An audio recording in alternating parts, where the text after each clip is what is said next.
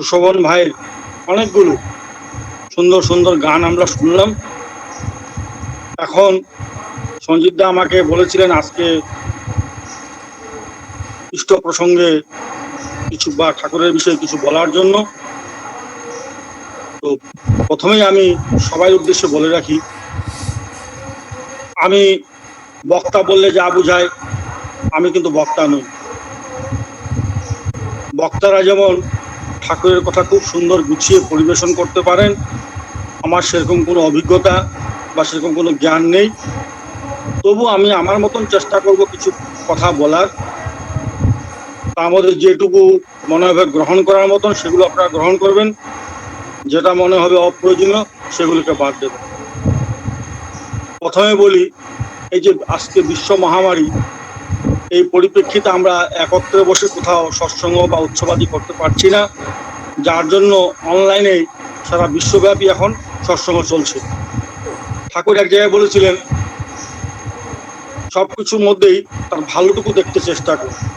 আমি মনে করি এই যে আজ প্যান্ডামিক, এটা একটা বিশাল পজিটিভ দিক, যে আজকে যদি এই মহামারী এই পরিস্থিতি তৈরি না হতো, তাহলে আমরা এইভাবে হয়তো অনলাইন সৎসঙ্গ করতাম না।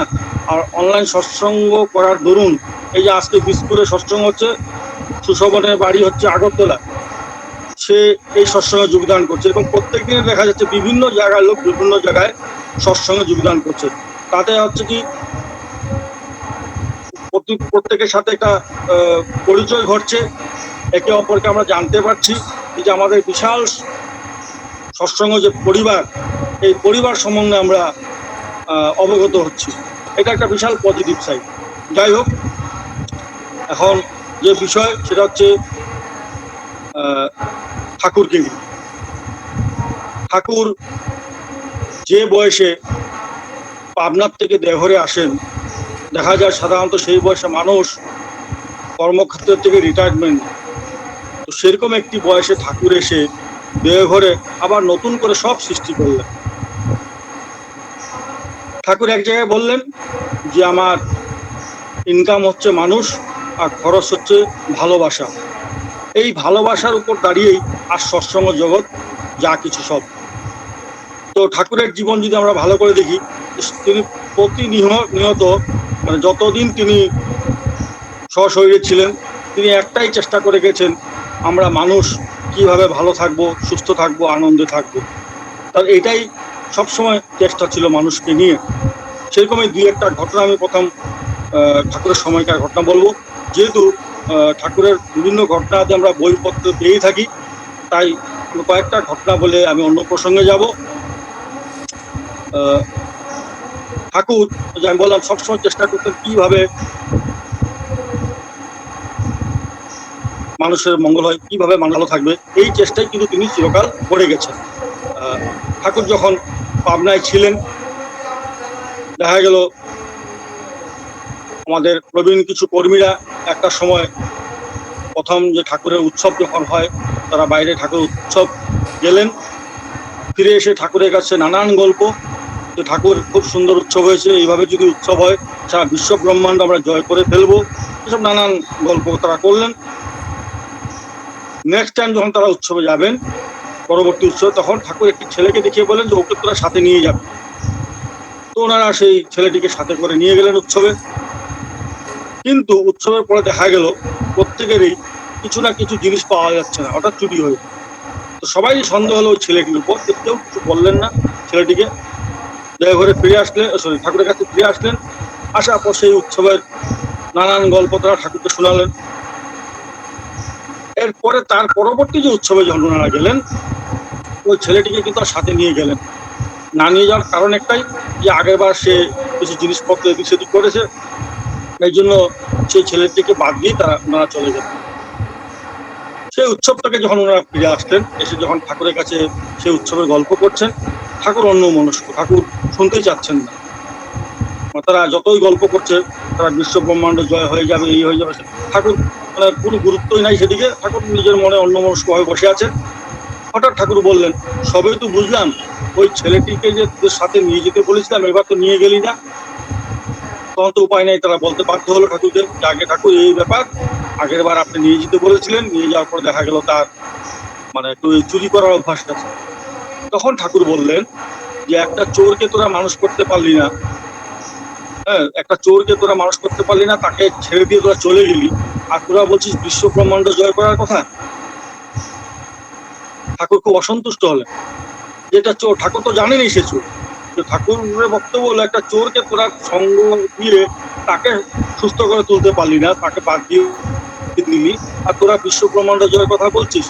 তো ঠাকুরের আইডিওলজি ছিল তিনি সবাইকে নিয়ে চলার কথা বলতেন, কাউকে বাদ দিয়ে না, কাউকে বাদ দিয়ে চলাটা তিনি পছন্দ করতেন।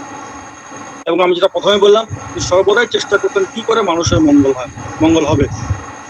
দেওঘরে একটি পরিবার ছিল, স্বামী স্ত্রী, নিত্যদিন তারা নিজেদের মধ্যে প্রচন্ড ঝগড়াঝাটি, মানে আশ্রমবাসীরা অতিষ্ঠ হয়ে উঠতেন, তাদের এতই ঝগড়া, গালাগাল।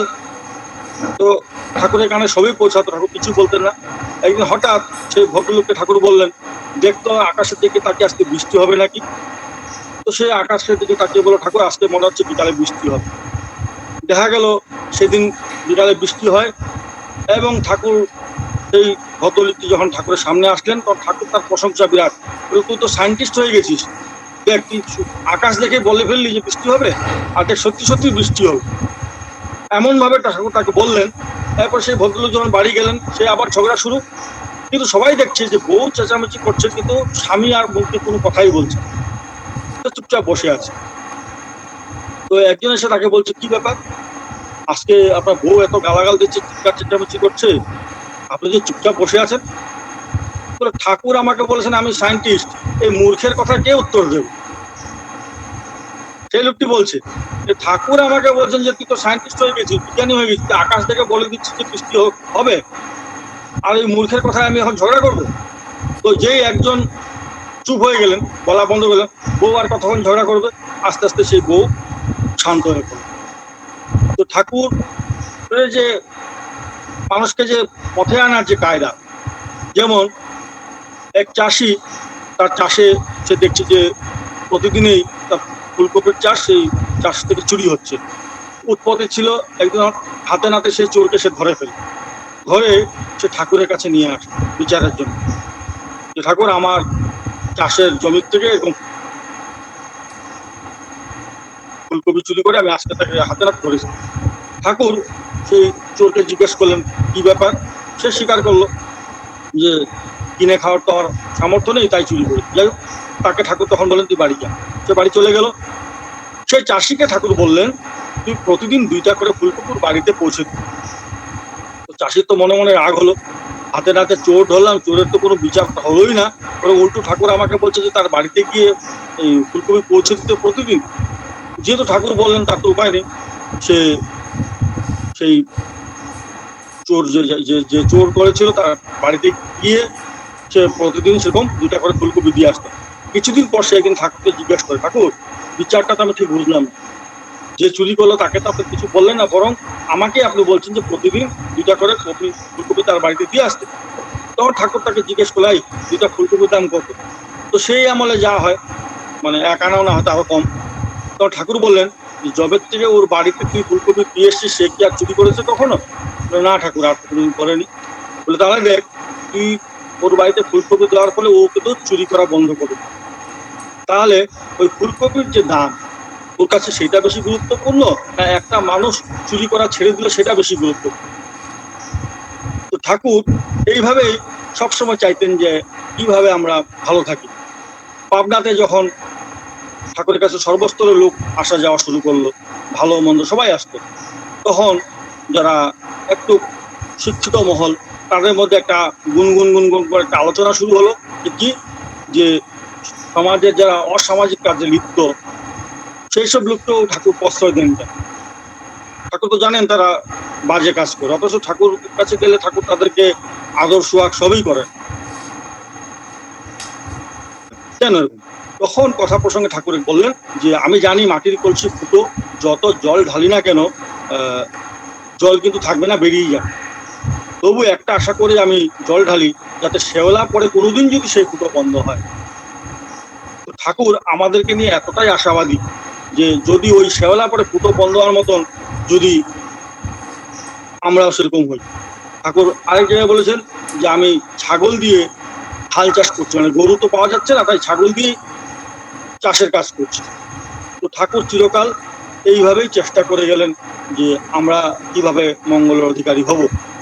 এখন আমি যে বিষয়টাতে আসবো, ঠাকুর একটা সময় বললেন, আমার অবর্তমানে তোরা বড় খোকাকে মাথায় নিয়ে চলবি, সে তোদের কমিটির ভিতরেই থাকুক চাই কমিটির বাইরেই থাকুক। অর্থাৎ শ্রী বর্দার কথা তিনি বললেন যে বর্দাকে আমরা মাথায় নিয়ে যেন চলি। এবং বর্দা সারাটা জীবন যদি আমরা অনুধাবন করি, দেখবো যে ঠিক ঠাকুর যা করে গেছিলেন বর্দাও কিন্তু সারা জীবন তাই করে গেলেন, যে কিভাবে আমরা সত্যিকারের ঠাকুরের মানুষ হয়ে উঠি। এই যে সৎসঙ্গ জগৎ মূলত আমি বললাম যে ভালোবাসা এবং বিশ্বাসের উপরেই কিন্তু দাঁড়িয়ে আছে। এই বর্দার কথা যে বললাম, যে তিনি সর্বদাই চেষ্টা করেছেন যে আমরা ঠাকুরের কি করে হয়ে উঠি। সেই বর্দার কয়েকটি ঘটনা আমি আজকে বলবো। বর্দা সবসময় চাইতেন আমরা যেন নিখুঁত হই, প্রত্যেকটি ব্যাপারে যাতে নিখুঁত হয়ে উঠি আমরা, তারই চেষ্টা কিন্তু তিনি চিরজীবন করে গেছেন। সেই পরিপ্রেক্ষিতে আমি দু একটা ঘটনা এখনো বলছি। আপনারা অনেকে নাম শুনে থাকবেন, গুয়াহাটিতে আমাদের প্রবীণ কর্মী সদ্য কামিনীকান্ত ডেকাদা, তিনি আমারও দীক্ষা স্বস্তি তিনিই দিয়েছিলেন শ্রী বর্দার নির্দেশে। সে কামিনার একটি খুব সুন্দর ঘটনা। তিনি দীক্ষার পর যখন প্রথম দেওঘরে আসেন এক বন্ধুর সাথে, দুইজন দেওঘরে আসার পর তারা কোনো একটি কাজে কলকাতায় যাবেন 2 দিনের জন্য, আবার দেওঘরে ফিরে আসবেন। তো যাওয়ার সময় শ্রী বর্দার অনুমতি যখন চাইলেন, তখন বর্দা আমাদের সৎসঙ্গে যে ঠাকুরবাড়ি সম্ভব বদ্রীদাস টেম্পল বা 67 হতে পারে, আমার ঠিক মনে নেই, তো বর্দা বলেন সেই বাড়িতে কেউ থাকে। তো কামিনদা যখন দেওঘর থেকে রওনা দিলেন, তার বন্ধু তখন ওনাকে বলছেন যে এসব ঝামেলা করে লাভ কি, হোটেলে থাকাই ভালো। তো সেই বন্ধুর কথা শুনে কামিনদা রাজি হলেন এবং ওনারা দুজনেই হোটেলে ছিলেন। 2 দিন পরে যখন দেওঘর ফিরবেন, তার আগে দেখা গেল কামিনদার যে অ্যাটাচি, সেই অ্যাটাচিটা চুরি। এখন কামিনদার চিন্তা হলো দেওঘরে গিয়ে শ্রী বর্দাকে যদি বলি আমার অ্যাটাচি চুরি হয়েছে, তখন তো বর্দা জিজ্ঞেস করবেন যে কোথায় উঠেছিলাম। তো তার চেয়ে বরং ভালো যে এই অ্যাটাচি চুরির বিষয়টা চেপে যাওয়া। তো দেওঘরে যখন ফিরে আসলেন, আসার পর একদিন বর্দা ঠাকুর বাড়ি যেতেন, ঠাকুর বাড়ি থেকে যখন নিজের গৃহে ফিরে আসতেন, ওই সময় একটি জায়গায় কিছু মাছ ছিল, সেই মাছকে বর্দা নিয়মিত মুড়ি খাওয়াতেন। তো কামিনদাকে হঠাৎ বর্দা বলেন যা তো দোকান থেকে 4 পয়সার মুড়ি নিয়ে আয়। কামিনদা দোকানে গেলেন, 4 পয়সার মুড়ি কেনার পর 5 পয়সা যখন দিলেন, 1 পয়সা খুচরা নেই। তখন দোকানদার বলে 1 পয়সা আপনি পরে নিয়ে যান। কামিনদা ভাবলেন আবার 1 পয়সার জন্য পরে আসবো, তার চেয়ে বরং 5 পয়সারই মুড়ি নিয়ে নিই। তো কামিনদা 5 পয়সার মুড়ি কিনে এনে বর্দাকে দিলেন। বর্দা সেই মাছগুলোকে মুড়ি খাওয়ানোর পর যখন নিজের ঘরের দিকে তিনি রওনা দিলেন, কিছু দূর এসে কামিনদাকে জিজ্ঞেস করলেন কয় পয়সার মুড়ি এনেছিস।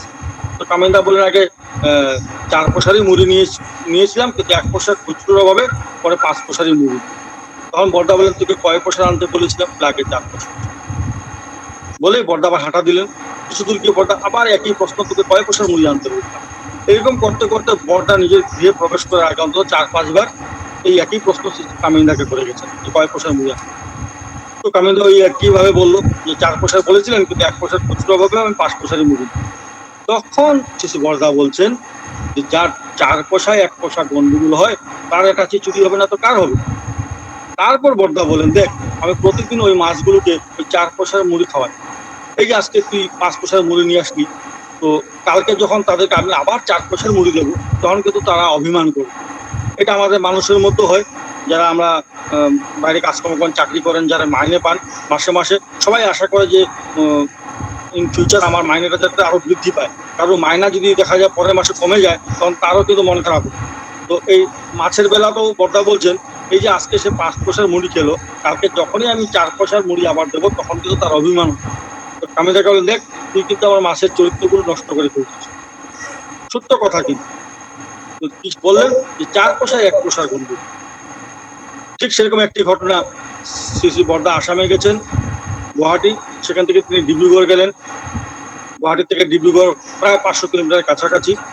সেখানে মন্দিরের যিনি দায়িত্বে ছিলেন আমাদের সদ্য প্রবীণ কর্মী ডাক্তার ইন্দ্রেশ্বর দত্তদা, তিনি একদম বিখ্যাত মানে পৃথিবী বিখ্যাত সাইকিয়াট্রিক ডাক্তার, মানে ওয়ার্ল্ড ফেমাস ডাক্তার তিনি। এবং তিনি দেবীগড় মন্দিরের দায়িত্বে ছিলেন, ঠাকুরের পবিত্র পাঞ্জাদেরই কর্মী। তো বর্দা তাকে বললেন, চল তো তোর কোয়ার্টারটা দেখে আসি। তিনি তখন গভর্নমেন্ট কোয়ার্টারে থাকতেন। তার কোয়ার্টার যখন দেখতে গেলেন, কোয়ার্টারে গিয়ে একটি রুম করে ঘুরে ঘুরে দেখছেন। হঠাৎ একটি রুমে গিয়ে দেখেন যে একটা বেসিন, সেটা টপ টপ টপ টপ করে জল পড়ছে। তখন বর্দা বলেন, কি এটা জল পড়ছে কেন? লাগে মানে ওয়াশারটা খারাপ হয়েছে, ওই জন্য। বলে, ঠিক করে আসছি কেন? লাগে ডিপার্টমেন্টে খবর দিয়েছি, ঠিক হয়ে যাবে। তো কদিন হলো? লাগে 3 দিন। তখন বর্দা জিজ্ঞেস করছেন, এই ওয়াশারের দাম কত? তো এটা 78-79 ঘটনা। তখন হয়তো 50 পয়সা বা 1 টাকা কিছু একটা হবে। তখন সিসি বর্দা ইন্দ্রেশ্বরদাকে বলছেন, তুই না বিশ্ববিখ্যাত সাইকিয়াট্রিক ডাক্তার, মানুষের মানসিক রোগের চিকিৎসা করিস, তো সামান্য ওইটুকু পয়সার জন্য তুই 3 দিন ধরে অপেক্ষা করছিস যে ডিপার্টমেন্টের লোক এসে সারাবে? আর তোর সন্তানরা দেখছে প্রকৃতির দান, সে জল কি করে নষ্ট করতে হয়, এই করে তো তোর সন্তানদের চরিত্র নষ্ট হবে। বর্দা অখুশি হলেন। তিনি ডিব্রুগড় মন্দিরে ফিরে এসে তারপরে গুয়াহাটি চলে আসেন। গুয়াহাটি পৌঁছার পর একজনকে বলেন যে ফোন করে খবর নিতে, যে বেসিনটা ঠিক হলো কিনা। তারপর যখন বর্দার কানে সেই খবর এসে পৌঁছালো যে আগে বেসিন ঠিক হয়ে গেছে, তারপর তিনি কিন্তু শান্ত হলেন। এরকম জল বা এই ধরনের কত কিছু আমরা নষ্ট করি। তিনি আচরণ করে শিখালেন যে ওই যে জল, প্রকৃতির দান, 1 ফোঁটা জল, সেটাও নষ্ট করা পাপ। আপনারা দেওঘরে ছিলেন সমীর পর্বতদা, যিনি অ্যাকোমোডেশনের দায়িত্বে ছিলেন। এখন তার শরীর একটু অসুস্থ। তিনি যখন নতুন দেওঘরে আসেন, তো উনি বর্দার বাথরুমে গিয়ে দেখেন যে মগটা বর্দা ব্যবহার করেন, সেই মগটা অনেক পুরনো হয়ে গেছে। তো সে আবেগে তিনি বলেন কি, সেই পুরনো মগটা সরিয়ে সেখানে একটা নতুন মগ রাখতেন। বর্দা যখন চান করতে গিয়ে দেখেন যে পুরনো মগটা নেই, নতুন মগ, কি ব্যাপার, কোথায় গেল আমার মগ? সে হুলস্থুল কাণ্ড, মানে সেই মগ কে নিয়ে গেল। এই করতে করতে তারপর সমীর দায় সমিতি তাকে মগটা আমি পাল্টে দিতে, কেন? লাগে ওই মগটা পুরনো হয়ে গেছে, তাই নতুন মগ। তখন বললেন, মগটা তো এখনো ব্যবহার করার যোগ্য, সেটা তো মানে নষ্ট হয়ে যায়নি, পুরনো হয়েছে। তখন বর্দা বলেন, তাহলে আমিও যেদিন পুরনো হয়ে যাবো সেদিনকে আমাকেও তোরা পাল্টে দিবি? তারপর সেই পুরনো মগ আনা হলো। তারপর দেখা গেল যে বর্দা সেই মগেই টান করে। নাটমণ্ডপে যেখানে বাণী পাঠ হয়, সেখানে বর্দা বসতেন। তাকে ঘিরে চারপাশে প্রচুর লোকজন থাকতো। ঠাকুরের বিষয় নিয়ে নানান বিষয়ে সেখানে কথাবার্তা হতো। তো বাচ্চারা যেমন তাদের মতন করে তারা গল্প করতে ব্যস্ত। বর্দা হঠাৎ তাকে দেখেন 2টি বাচ্চা নিজেদের মধ্যে তারা কথা বলছে, গল্প করছে। হঠাৎ বর্দা তাদেরকে জিজ্ঞেস করেন, কিরে কি বলছিস? তখন তারা বললো, আগে কিছু না। তখন বর্দা বললেন যে, কিছু না মানে তোরা তো গল্প করছিলি, তাহলে কিছু না এটা বলা তো ভুল। তাহলে বলতে হয় যে আগে বলার মতো না, আপনাকে বলার মতো নয়। এই যে তিনি প্রত্যেকটা ছোট ছোট জিনিস, কিন্তু এই যে আমরা বলি আচার্য মানে তিনি আচরণ করে শেখান, তিনি প্রত্যেকটা জিনিস কিন্তু শেখাতেন। এইবার বাচ্চাদেরকে কি শেখালেন, যে এরকম জিজ্ঞেস করলে বলতে হয় আগে আপনাকে বলার মতো নয়। তো এইভাবেই তিনি সারাটা জীবন কিন্তু আমাদেরকে চেষ্টা করেছেন আমরা ঠাকুরের ব্যাপারে কি করে আরো পারফেক্ট, আরো নিখুঁত হই। তো এই যে ভালোবাসা বললাম, সৎসঙ্গ জগৎ ভালোবাসার উপরেই দাঁড়িয়ে আছে। তো এই ভালোবাসা নিয়ে একটা ঘটনা বলবো। একবার কিছু বর্দা আসাম থেকে ত্রিপুরায় যাচ্ছেন আগরতলার উদ্দেশ্যে। মাঝপথে এক মা গৃহে থাকেন, অত্যন্ত গরিব। তার কানে পৌঁছালো যে বর্দা আগরতলা এসছেন। তো তার মনে খুব দুঃখ যে তার পক্ষে তো আগরতলায় গিয়ে শ্রী বর্দার দর্শন করা সম্ভব না। সারা রাত তো সে ঠাকুরের আসনের সামনে বসে কান্নাকাটি তার, যে এই জন্মে কি আমি আর শ্রী বর্দার দর্শন। অভিজ্ঞতা মিউট হয়ে গেছে দাদা।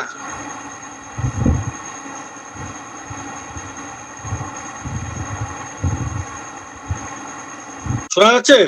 আগে শোনা যাচ্ছে। তো বর্দা যখন সেই গুয়াহাটি থেকে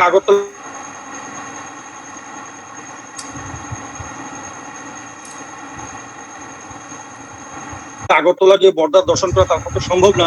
তো সারা রাত তো তিনি ঠাকুরের সামনে আসনে বসে কাঁদছেন যে এই জীবনে কি আর বর্দার দর্শন পাবো না। সে তার আকুল প্রার্থনা। বর্দা যখন আগরতলার থেকে আবার গুয়াহাটি রওনা দিলেন। সেই জায়গাটির নাম যতদূর আমার মনে আছে 82 মাইল।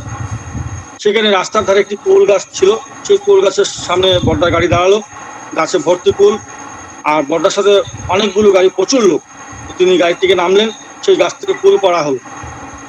এখন কুল খাবেন, তো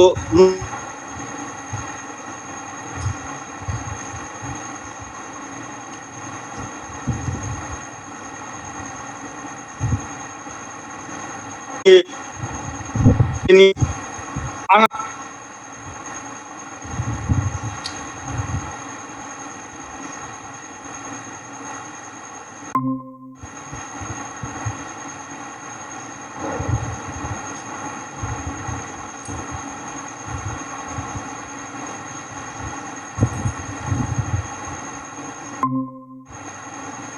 বড়দা এসছেন, রাস্তায় দাঁড়িয়ে আছেন, ওখানে কুল খাবেন, তাই আপনার বাড়ি থেকে নুন নিয়ে যেতে বলেন।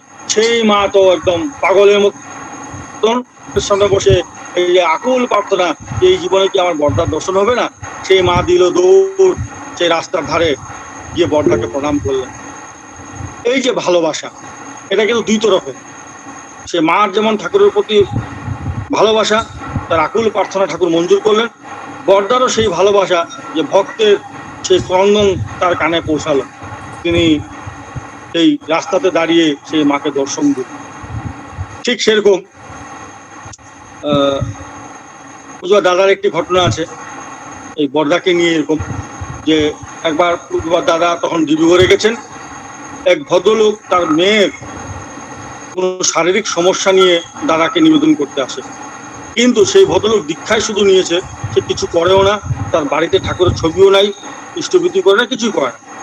দাদা তখন বললেন যে আমি তো ডাক্তার নই। দাদার পাশে ছিলেন ডক্টর ইন্দ্রেশ্বর দত্তদা এবং ডক্টর প্রফুল্ল বড়ুয়াদা, দুজনেই বিখ্যাত ডাক্তার। তারা তখন ওই ভদ্রলোককে বলেন, ওই যে ওনারা আছেন ওনাদেরকে বলেন। তারা মানে একটু অ্যাভয়েড করলেন। গেল কথা গেল। পরবর্তীতে বড়দা যখন ডিব্রুগড়ে গেলেন, সেখান থেকে শিশু বড়দা যাবেন ডিগবই। তো সামনের গাড়িতে পূজ্যপাত দাদা এবং ইন্দ্রেশ্বর দত্তদা, আরো কয়েকজন, আর পেছনের গাড়িতে শিশু বড়দা।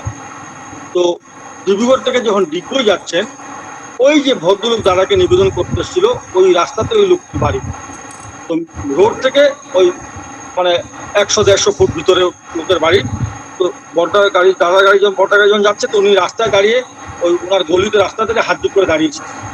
তো দাদা দেখতে পেয়েছেন, দাদা গাড়ি ক্রস করে গেছে। হঠাৎ দাদা খেয়াল করছেন যে বড়দার গাড়ি দাঁড়িয়ে সেখানে, আর বড়দা গাড়ি থেকে নেমেই ওই লোকটির সাথে তার বাড়ির দিকে হাঁটা দিল। তো দাদা তখন খুব অবাক হলেন, কারণ ওই লোকটি যে দীক্ষা নিয়েছিল এবং কিছু করে না, সেটা একমাত্র শ্রী দাদা এবং ডক্টর ইন্দ্রেশ্বর ছাড়া আর কেউ জানে না। শ্রী বড়দাও তাকে কোনোদিন দেখেনি। তো দাদা গাড়ি থেকে নেমে পিছনে পিছনে দৌড়ানো শুরু করলেন।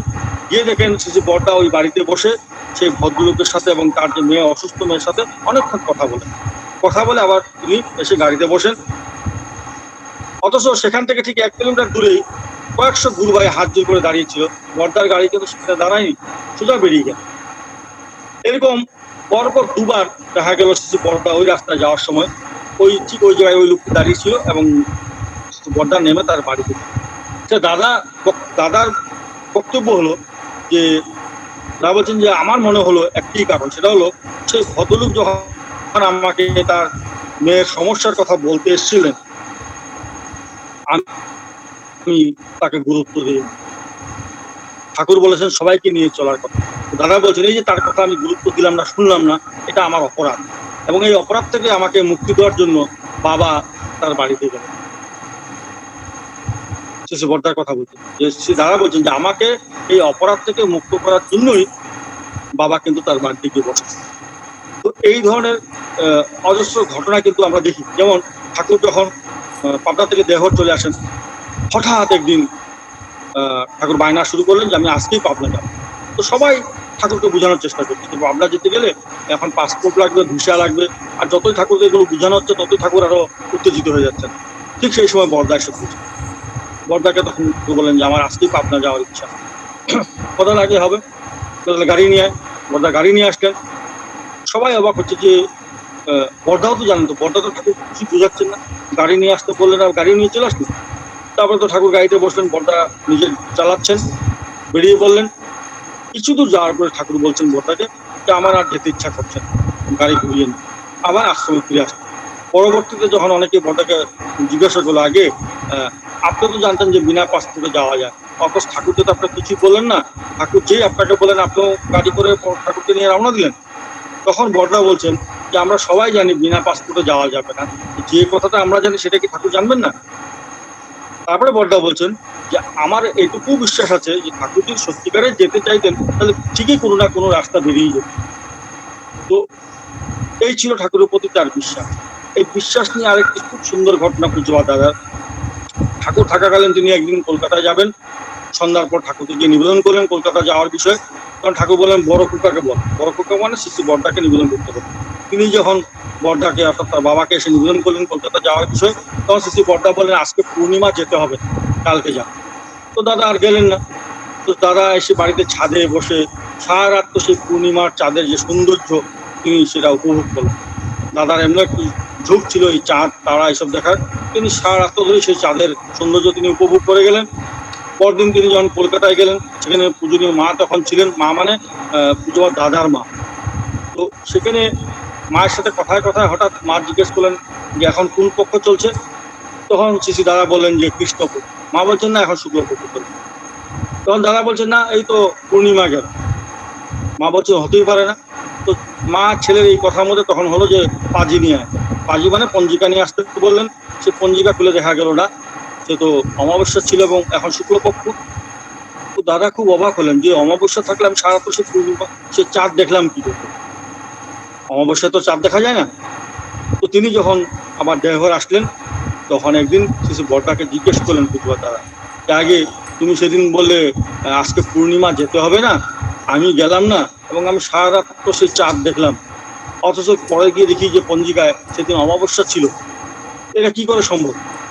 তখন বড়দা বলছেন যে তুই আমাকে এতটাই বিশ্বাস করিস যে হয়তো আমি ভুল করেই অমাবস্যার দিন পূর্ণিমা বলে ফেলেছি, কিন্তু তুই আমার প্রতি এতটাই খুব বিশ্বাস যে সেই অমাবস্যাতেও তুই সেই চাঁদ দেখতে পেলি। সে অমাবস্যাতেও দাদা চাঁদ দেখতে পেলেন। কথা বলছেন যে তুই আমাকে এতটাই বিশ্বাস করিস। এই সৎসঙ্গ জগৎ যে আমি বললাম, তাহলে দুইটা জিনিসের উপর নির্ভর করেই কিন্তু চলছে। একটা হচ্ছে তার প্রতি পূর্ণ বিশ্বাস এবং তার প্রতি ভালোবাসা। বিশ্বাস কি?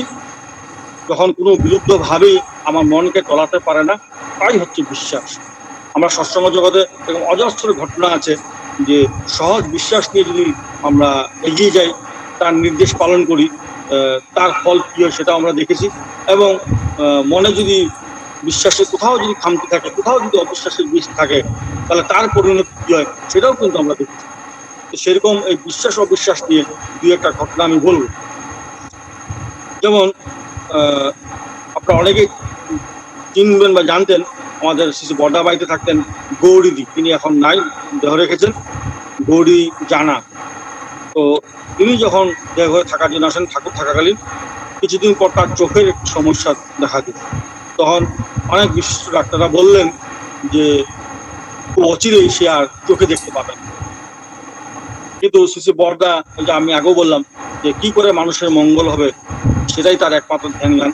তখন বড়দা হঠাৎ গৌরীদিকে বললেন যে প্রত্যেক দিন একটা মালা সুতো দিয়ে একটা মালা গেঁথে ঠাকুরের জন্য মালা গাঁথতে বলল। সুতো দিয়ে যেন একটা মালা প্রতিদিন ঠাকুরের জন্য তৈরি করে। দেখা গেল সেই মালা তৈরি করতে করতেই তার চোখ এমনই হলো যে তারপর দীর্ঘ ৪৫ বছর দেখা গেল তার আর চোখের কোনো সমস্যা হলো না। সে টিভি পর্যন্ত তিনি দেখতেন, টিভি মানে বসে টিভি পর্যন্ত দেখেন। তো এই যে বিশ্বাস, আমি কি বললাম যে তার প্রতি পূর্ণ বিশ্বাস থাকলে তখন নির্ভরতাও বাড়ে। এই বিশ্বাস অবিশ্বাস নিয়ে একটি মহাভারতের একটি সুন্দর গল্প আছে। যখন মহাভারতের যুদ্ধ চলছে, তখন দ্রোণাচার্যকে আটকানো খুবই কঠিন। তখন শ্রীকৃষ্ণ যুধিষ্ঠিরকে ডেকে বললেন যে দ্রোণাচার্যকে গিয়ে বলে আসো যে অশ্বত্থামা মারা গেছে। অশ্বত্থামা মানে হচ্ছে দ্রোণাচার্যের পুত্র। যে কোনো পিতাই তার পুত্র মারা গেছে শুনলে তখন নিশ্চয়ই তার যুদ্ধ করার মতো সেই মানুষকে তার থাকবে না। এই চিন্তা করে যখন কৃষ্ণ যুধিষ্ঠিরকে বললেন যে অশ্বত্থামা মারা গেছে, এই কথাতে তুমি গিয়ে দ্রোণাচার্যকে বলে আসো। তখন যুধিষ্ঠির বলছেন প্রভু এত বড় মিথ্যা কথা আমি কি করে বলবো? তখন শ্রীকৃষ্ণ তাকে কায়দা শিখিয়ে দিলেন। সেই কায়দা অনুযায়ী গিয়ে দ্রোণাচার্যকে বলতে বললেন। যাই হোক, যুদ্ধ টুদ্ধ যখন মিটে গেল, সে পঞ্চপাণ্ডব স্বর্গে যাত্রা করলো। যখন যাত্রা করে সেই স্বর্গের তারিখে দেখা যায় যুধিষ্ঠিরকে ছাড়া বাকি 4 ভাইকে ঢুকতে দেওয়া হয় স্বর্গে, শুধু যুধিষ্ঠিরকে আটকে দেওয়া হয়। কারণ স্বাভাবিক একটি প্রশ্ন আসে যে ধর্মরাজ যুধিষ্ঠির, যিনি জীবনে কখনো মিথ্যা কথা বলেননি, তাহলে তাকে স্বর্গে ঢুকতে দেওয়া হবে না কেন? তখন ইন্দ্র বলছেন যে যুদ্ধক্ষেত্রে যখন ওনার গুরু অর্থাৎ প্রভু শ্রীকৃষ্ণ যখন ওনাকে বললেন যে দ্রোণাচার্যকে গিয়ে বলে আসো অশ্বত্থামা মারা গেছে, তখন যুধিষ্ঠির প্রশ্ন করেছিলেন যে এত বড় মিথ্যা কথা বলি কি করে? তখন ইন্দ্র বলছেন যে গুরু তোমাকে যখন বললেন সেটা সত্যি না মিথ্যাটা বিচার করার দায়িত্ব তোমার নয়, তোমার কাজ ছিল গুরুর নির্দেশ পালন করা। এই যে গুরুর কথাতে তোমার মনে যে প্রশ্নের উদয় হলো, তাই তোমাকে স্বর্গে ঢুকতে দেওয়া হবে না। তো এই জগতেও আমি দেখেছি বা আমরা দেখি যে সহজভাবে বিশ্বাস করে যে তার নির্দেশ যদি কেউ পালন করে, আলটিমেটলি দেখা যায় যে তার মঙ্গলই হয়। আর যেখানে আমরা নিজের বুদ্ধি খাটাই, তার নির্দেশ পালনে কোথাও একটু হেরফের হয়, সেখানে কিন্তু বিপত্তি ঘটে। এই নিয়ে আমি দু একটা ঘটনা এখন বলব। যেমন দেওঘরে নববর্ষ উৎসব হয়ে গেছে, ঠিক পরের দিন দুপুরে খাওয়া দাওয়া করে আমরা বর্দাবাড়ি ঢোকার সময় ডান দিকে যে ক্যান্টিন, সেই ক্যান্টিনে কয়েকটি ছেলে বসে গল্প করছি। হঠাৎ দেখলাম পুজোবার দাদা, তিনি লুঙ্গি পরে বেরিয়ে আসছেন খালি গায়ে, প্রচন্ড রোদ, ভীষণ গরম। তো দাদাকে দেখে যখন আমরা এগিয়ে গেলাম, তখন তিনি আমাদেরকে বললেন যে এখন দা হাউসে চলে যা, প্যান্ডেলে যারা আছে সবাইকে প্যান্ডেল থেকে বের করে। দা হাউস হোক, কল্যাণ কুটির হোক, মনমুন্দাম হোক, যে যেখানে পারে থাকবে, কিন্তু প্যান্ডেলে যেন কোনো লোক না থাকে বের করতে। তা আমরা গেলাম, গিয়ে দেখছি লোকে দুপুরে খাওয়া দাওয়া করে বিশ্রাম নিচ্ছে। যখন গিয়ে বললাম প্যান্ডেল খালি করতে হবে, সেই চিৎকার চেঁচামেচি। তাদের ধারণা যে এখন হয়তো প্যান্ডেল খোলা হবে। তো ওনারা বলছেন যে প্যান্ডেল একটু পরে খুললেই তো হয়। আমরা বললাম প্যান্ডেল খুলবে কিনা আমরা জানি না, কিন্তু নির্দেশ এসছে যে প্যান্ডেলটা খালি করতে হবে। তো অনেক কষ্ট করে ঝগড়াঝাটি করেও তাদেরকে আমরা ওই দা হাউস মাঠটা খালি করলাম, বলে গেট বন্ধ করে আমরা চলে আসলাম। এসে আবার ক্যান্টিনে বসে আছি। কিছুক্ষণ পরে দেখলাম সেই আকাশ, সেই সূর্য ডুবে গেল, আকাশ অন্ধকার হয়ে আসলো। মুহূর্তের মধ্যে প্রচন্ড ঝড় বৃষ্টি শুরু। মানে ওই 15-20 মিনিট খুব ঝড় হলো, ঝড় বৃষ্টি হলো। তারপর যখন ঝড় থামলো, তখন দেখলাম সে পুজোবার দাদা আবার ঘর থেকে বেরিয়ে এসছেন। আবার আমরা এগিয়ে গেলাম, তখন বললেন যে এত দা হাউসটা দেখে। দা হাউসে গিয়ে দেখি একটা প্যান্ডেল আর দাঁড়িয়ে নি, প্রত্যেকটি প্যান্ডেল একদম ভেঙে চুরমার। তাহলে এই যে কয়েক মুহূর্ত পর যে এরকম একটি ঘটনা ঘটতে পারে, এটা তো আমাদের দৃষ্টির বাইরে, কিন্তু তিনি জানতেন। তো তিনি বললেন, তার কথা সবাই মানে সে রেগে হোক আর যে শুনলো, তাই কিন্তু সবাই রক্ষা পেল। আর যদি জেদ করে সেখানে লোক থেকে যেত, তাহলে কিন্তু বিপদ ঘটতো। ঠিক সেরকম একটি ঘটনা আপনারা অনেকেই নাম শুনে থাকবেন। গুয়াহাটি মন্দির এখন যিনি দেখাশোনা করেন, সেই বাবুন ওয়াদাদাদা, তিনি তার স্ত্রী এবং 2 পুত্র নিয়ে তার সংসার, তিনি গুয়াহাটিতে একটি ভাড়া বাড়িতে থাকেন। 96-এ বাবুনদা দেওঘরে এসছেন। যেদিন তিনি গুয়াহাটি ফিরবেন, হঠাৎ দাদা ওনাকে বললেন যে তুই গিয়ে একটা ভালো ভাড়া বাড়ি দেখবি, যে বাড়িটাতে এখন আছিস ওই বাড়িটা ছেড়ে দিবি, নতুন ভাড়া বাড়ি দেখবি, আর যতদিন না ভালো ভাড়া বাড়ি পাওয়া যায় ততদিন পরিবার নিয়ে মন্দিরেই থাকবি।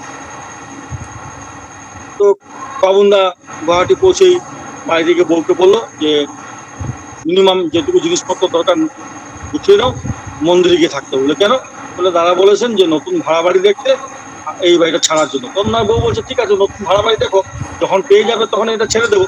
তখন বাবুদা বলছে না, মালপত্র সবই থাক, কিন্তু যতক্ষণ না নতুন ভাড়া বাড়ি পাচ্ছি আমরা মন্দিরে থাকবো, দাদা তাই বলছে।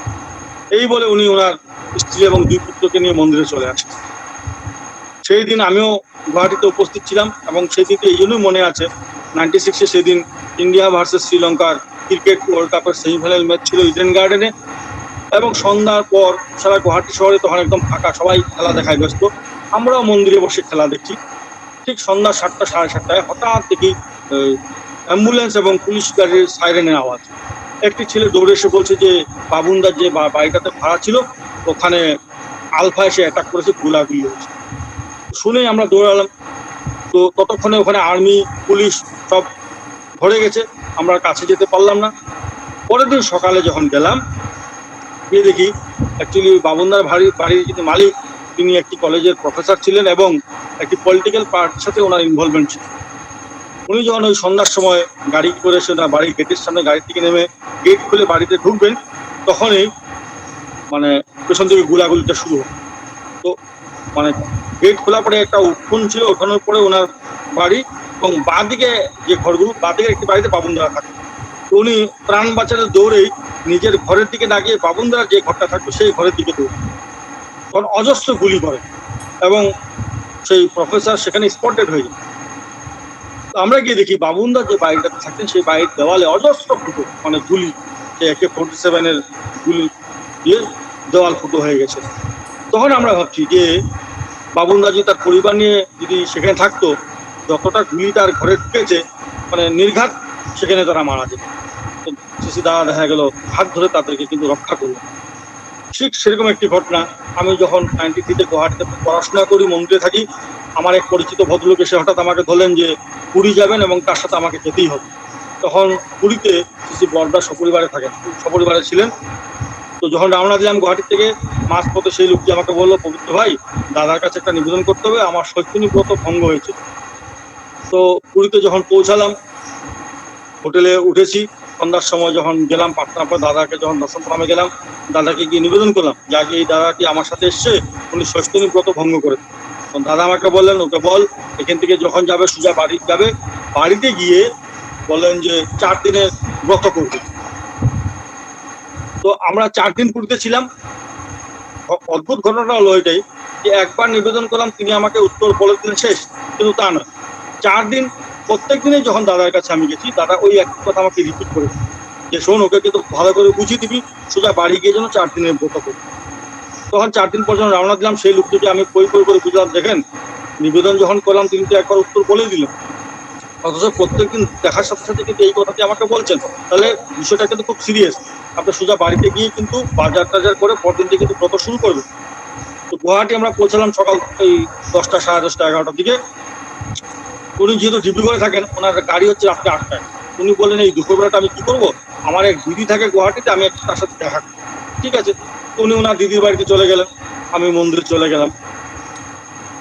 ঠিক 15-20 দিন পরে খবর পেলাম যে সেই ভদ্রলোক অ্যাক্সিডেন্টে মারা গেছে। কি করে মারা গেছে, যে বাড়ির থেকে স্কুটার নিয়ে বেরোতে গিয়ে ব্যালেন্স হারিয়ে পড়ে যান এবং মাথায় আঘাত লাগে, সেখানে স্পট ডেড। তো আমি খুঁজে খুঁজে ওনার দিদির বাড়িতে যাই, সব শুনলাম। কথা ছলে ছলে যখন জিজ্ঞেস করলাম যে উনি তো সেই দিনে রাত্রে 8টার সময় চলে যাওয়ার কথা ছিল, তখন ওনার দিদি বলছে না, ও তো নর্মালি আমার বাড়িতে আসে না, আমি ওকে খুব রিকোয়েস্ট করেছিলাম যে 1-2 দিন থেকে যা, তো 2 রাত তো সে আমার বাড়িতে ছিল। আমি আসে ওনার দিদিকে আর কিছু বললাম না, আমি ফিরে আসলাম। এই যে দাদা বলছিলেন যে সোজা বাড়ি যাবে, সে কি করলো, দাদার কথাটা কিন্তু সেটা ব্রেক করলো, সে 2 রাত তো তার দিদির বাড়িতে ছিল। তাহলে তিনি তো মঙ্গল চান, তিনি আমাকে রক্ষা করতে চান, কিন্তু যখনই এই যে বললাম নিজের বুদ্ধি আমরা অ্যাপ্লাই করি, তখনই কিন্তু বিপদটা ঘটে। ঠাকুরের আমলে একটি সুন্দর ঘটনা আছে। এক দাদা, তিনি ট্রেনে আসছেন, ঠাকুর দর্শনে আসছেন, ট্রেন চলছে, ঘুম পাচ্ছে, হঠাৎ শুনতে পাচ্ছেন কেউ ওনার কানে কানে এসে বলছে যে নেমে পড়ুন। তো তাকিয়ে দেখে না, যে যার নিজের আসনে বসে আছে। তো আবার সে ঘুম পাচ্ছে, আবার সে শুনছে তাকে কেউ বলছে যে ট্রেন থেকে নেমে। এরকম 2-3 বার যখন সে শুনতে পেল, সে পরবর্তী স্টেশনে এসে নেমে পড়ল। নেমে পড়ার পর তো ট্রেন বেরিয়ে গেল। তখন সে ভাবছে কি মূর্খামি করলাম, ঘুমের ঘরে কি না কি শুনলাম আর আমি নেমে পড়লাম। তখন তার একটা আফসোস হলো। তো যাই হোক, কিছুক্ষণ পরে সেই স্টেশন মাস্টারের কাছে গিয়ে জিজ্ঞেস করছি যে পরবর্তী ট্রেনটা কখন আসবে। তখন স্টেশন মাস্টার বলছে যে পরবর্তী ট্রেন আসতে অনেক দেরি আছে, কারণ এইমাত্র যে ট্রেনটা গেল সেটা সামনে গিয়ে অ্যাক্সিডেন্ট হয় এবং বেশ কিছু লোক মারা যায়। তো প্রথম তো তার মনে একটা খুশি হলো যে ঠাকুর দয়া করে আমাকে বাঁচিয়ে দিলেন, কিন্তু পরবর্তী তার মনে একটা অদ্ভুত প্রশ্ন উদয় হয়। তো তিনি যখন দেহঘরে আসতেন, হঠাৎ ঠাকুরকে তিনি প্রশ্ন করছেন, ঠাকুর আমার একটি প্রশ্ন আছে। কি? বলে আমরা সাধারণ মানুষ, আমরা তো স্বার্থ নিয়ে ভাবি, স্বার্থ নিয়ে চিন্তা করি, আপনি তো পুরুষোত্তম, আপনার মনে তো এরকম স্বার্থ চিন্তা তো থাকার কথা নয়। ঠাকুরের আশেপাশে যারা ছিল তারা একটু অবাক হচ্ছে যে এটি কি ধরনের প্রশ্ন। তখন সে বলছে যে আমি যখন ট্রেনে আসছিলাম, আপনি তো আমার কানে কানে গিয়ে বললেন যে ট্রেন থেকে নেমে পড়, আমিও নেমে পড়লাম, আর তারপরে ট্রেন অ্যাক্সিডেন্ট হয় এবং আমি কিন্তু বেঁচে যাই। তো আপনি তো সবাইকে বাঁচাতে পারতেন, তো যেহেতু আমি আপনার দীক্ষা নিয়েছি, আমি ইষ্টবিধি করি, তাই আপনি আমাকে বাঁচালেন। আর বাকিরা যেহেতু আপনার দীক্ষা নেয়নি, যখন দীক্ষা নেয়নি ইষ্টবিধি করার প্রশ্ন ওঠে না, তো তাদেরকে আপনি রক্ষা করলেন না। তো এটা তো ওই সাধারণ মানুষের স্বার্থের মতনই হলো ব্যাপারটা। তখন ঠাকুর হাসলেন, হেসে ঠাকুর বললেন যে রেডিও দেখেছিস? বলে আগে। ধর এখন কলকাতা রেডিও সেন্টারে রবীন্দ্রসঙ্গীত চলছে, সেই গানটি যদি আমার এখন শুনতে ইচ্ছা হয়, তাহলে আমাকে কি করতে হবে? তাহলে ওই কলকাতার সেন্টারটাকে ধরতে হবে, লাগাতে হবে। তাহলে কেন দিল্লি বা বোম্বে সেন্টার ধরলে ওই কলকাতার রবীন্দ্রসঙ্গীত শোনা যাবে না? সে বলছে না, যাবে না। বলে ওই তো আমি ট্রেনে প্রত্যেককেই বলেছিলাম নেমে পড়তে, কিন্তু তুই আমার সাথে টিউন ছিলি, তাই তুই শুনতে পেলি। বাকিরা আমার সাথে কেউ টিউন ছিল না, তারা অন্য জায়গায় টিউন ছিল, তাই তারা আমার কথা শুনতে পায়। এই যে আমি একটু আগে বললাম যে তিনি কিন্তু সর্বদাই আমাদেরকে রক্ষা করতে চান, কিন্তু যদি তার সাথে টিউন না থাকি, তাহলে সেই ইঙ্গিত কিন্তু আমাদের পক্ষে ধরা সম্ভব হয় না। তখনই কিন্তু এই বিপদগুলো ঘটে। তো আমার জীবনের এরকম একটা ঘটনা আছে। আমি দেওঘর থেকে গেছি আসামে দীক্ষার কাজে। দীক্ষার কাজ শেষ করার পরে দেওঘর ফিরবো। কোনো এক কাজের পরিপ্রেক্ষিতে তখন সেই সময় বাবাইদা নিয়মিত গ্রিন হাউসে বসতেন। সেখানে অজিত সিং দা বলে এক দাদা থাকেন, যিনি দেখাশোনা করেন। তখন ল্যান্ড ফোন, আমি তাকে ফোন করি। তখন বাবাইদা জানতে চান যে আমি কবে ফিরছি। আমি বললাম পরশুদিন আমার টিকিট করা আছে। তো বাবাইদা বলেন পরশুদিন না, টিকিট ক্যান্সেল করে কালকেই রওনা। তো যেহেতু তিনি বললেন আর উপায় নেই, বাধ্য হয়ে সেই টিকিট ক্যান্সেল করে আমি আগের দিনই রওনা দিলাম। ভাগলপুর এসে পৌঁছালাম, কিন্তু ভাগলপুর পৌঁছাতে এতটাই লেট ছিল ট্রেন যে সেই দিন আমি আর দেওঘর আসতে পারিনি। বাধ্য হয়ে আমি রাত্রে একটি হোটেলে ছিলাম। এবং পরদিন যখন আমি দেওঘর চলে আসি সকাল 10টা সাড়ে 10টার সময়, তখন আচার্য দাদা তখন নাটমন্ডপে বসে আছেন। গিয়ে প্রণাম করতে তিনি প্রথম প্রশ্ন আমাকে করেন যে কত লোক মারা গেছে। আমি তো অবাক, কে মারা গেল? তো তখন দাদার সঙ্গে সঙ্গে আমাকে বলে তুই শিগগিরই উপরে যা, কি বাবার সাথে দেখা করি। আমি সঙ্গে সঙ্গে উপরে গেলাম। হসপিসের সেই উঠোনে যিনি মা পায়চারি করছিলেন, তিনি আমাকে দেখেই চিৎকার করে বাবাইদাকে ডাকলেন, যে পবিত্র এসে। বাবাইদাও বেরিয়ে এসে আমাকে জিজ্ঞেস করলেন কত লোক মারা গেছে রে। আমি তো অবাক, তখন আমি বলতে আগে একই কথা বাবাও জিজ্ঞেস করলেন, আপনিও জিজ্ঞেস করলেন, আমি তো ঠিক বুঝতে পারছি না। তখন বাবাইদা বলছেন তুই কবে রওনা দিস? তাহলে আগে আপনি যে বলেন টিকিট ক্যান্সেল করে আগের দিন রওনা দিতে। তখন বাবাইদা বলছেন যে আগের দিন রওনা দিলে তো কালকে পৌঁছার কথা।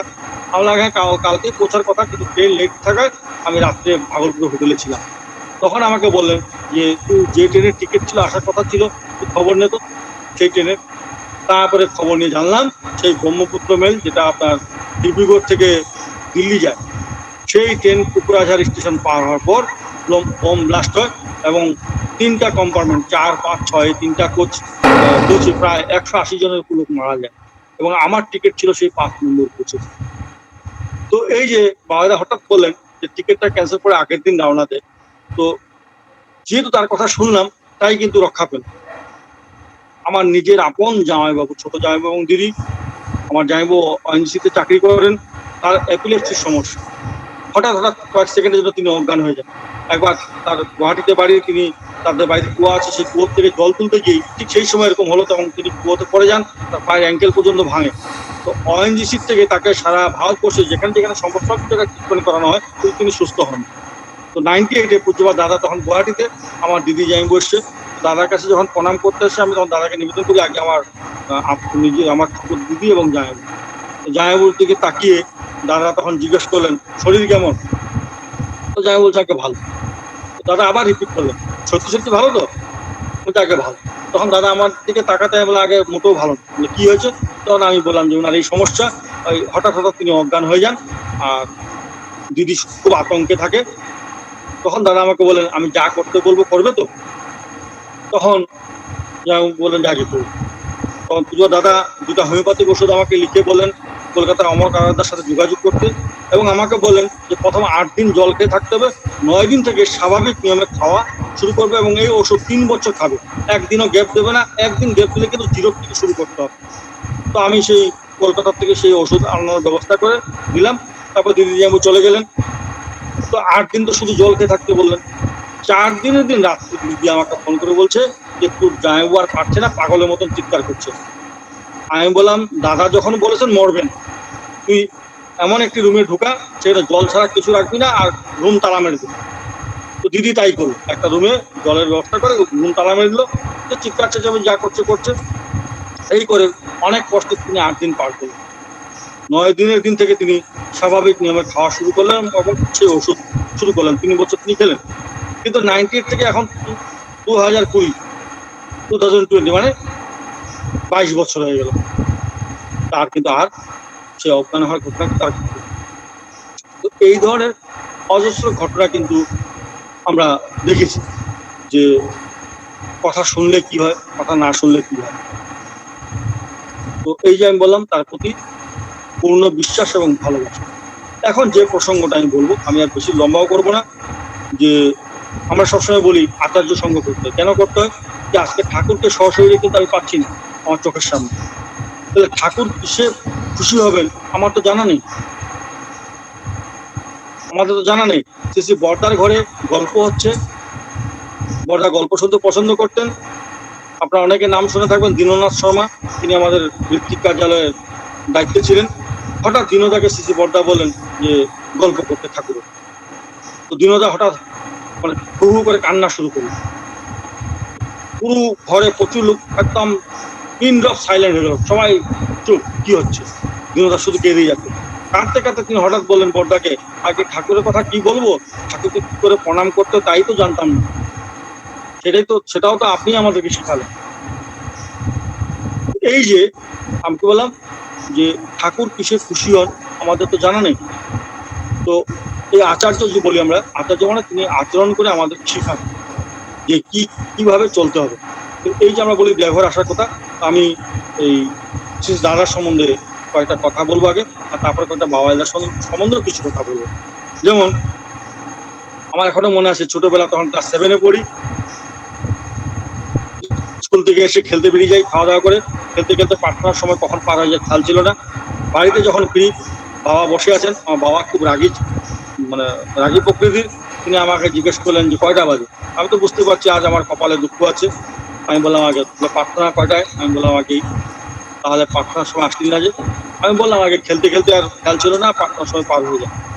বাবার হাতে পিছন দিকে আমি খেয়াল করি একটা কাঁচা বাঁশের টুকরা ছিল, হঠাৎ আমাকে মারতে শুরু করলো। মানে এমন মার, আমার 7খানা ইঞ্জেকশন নিতে হয়েছিল পরে। হ্যাঁ, আমি এখনো আমার সেটা নিয়ে বাবার প্রতি কোনো ক্ষোভ বা দুঃখ নেই, কিন্তু এটা একটা ঘটনা যে আমি প্রার্থনা মিস করেছিলাম বলে আমার বাবা মেরে আমাকে 7টা ইঞ্জেকশন দেওয়াতে হয়েছিল ডাক্তার।